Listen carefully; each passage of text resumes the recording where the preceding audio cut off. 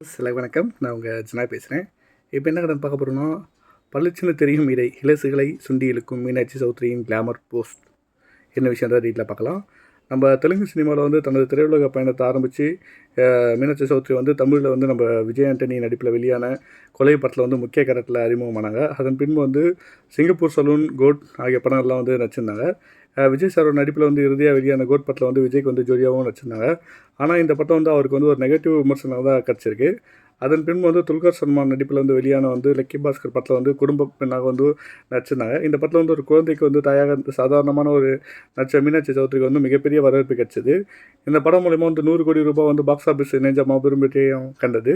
மேலும் சமீபத்தில் வந்து அவர் வழங்கிய ஒரு ஒரு பேட்டியில் வந்து கோட் படத்தில் வந்து மன உளைச்சலுக்கு உள்ளானதாகவும் சொல்லியிருந்தாங்க. இது வந்து சமூக வலைத்தள பக்கத்தில் வந்து ஆக்டிவாகவும் வந்து இருக்கிறவங்க வந்து இன்னும் புகைப்படங்களை வந்து ரசிகர்கள் வந்து பகிர்வது வழக்கமாக வச்சுருக்காங்க.